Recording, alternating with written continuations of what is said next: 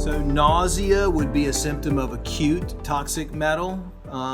You might not be nauseous all the time, but you might have bouts of nausea, dizziness from time to time. Headaches are a real big one, especially with people consuming titanium. Titanium dioxide is actually used and approved under the organic standards. A lot of coffee creamers, it's used to turn things white. So titanium, we're finding, is becoming more prevalent and more stored in the tissues than some of the other metals.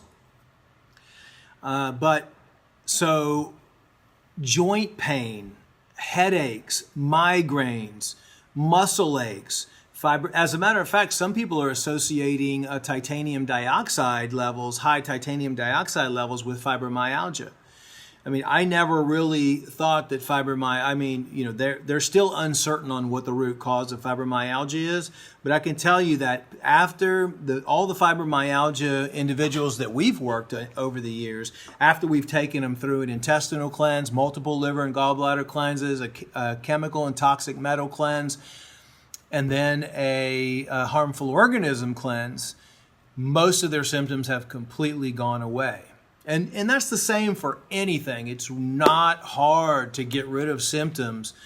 It's actually fairly easy if you think about it. I mean, if you want to go to the extremes of $1.99 a day for the cost of a gallon of distilled water, then do a water-only fast. I mean, that's another way that you can get metals out of your system. Also, a few of the other symptoms that we've seen with toxic metal accumulation in the body is gut imbalance. I mean, metals will really affect the gut.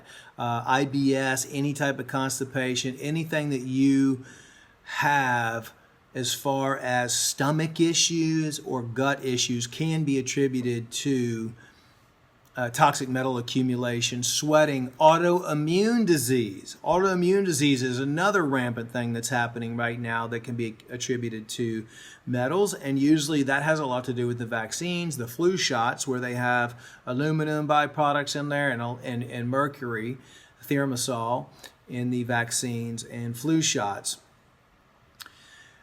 Skin conditions, a lot of skin conditions, flaking of the skin, itching of the skin, hair loss, skin lesions can be attributed to the body trying to push those metals out of the system. Cramping, and one of the biggest things that we found is a lot of these metals act like estrogens in the body.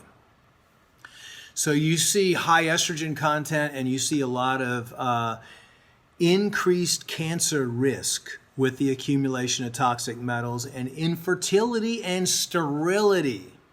That's probably a whole nother subject, but that's why so many people are having problems right now or having issues with being able to conceive.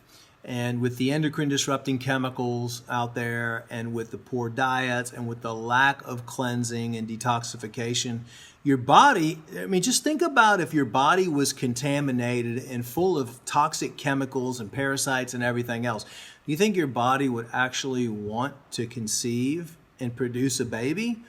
No, it wouldn't. So that's again the importance of cleansing and detoxification.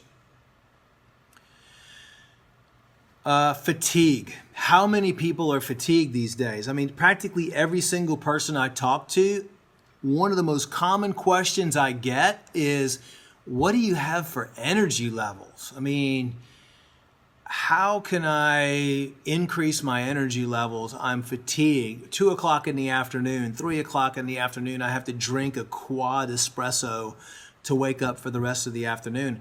Toxic metal accumulation has a lot to do with that. Your body's immune system is down. Your energy levels are down because of digestion.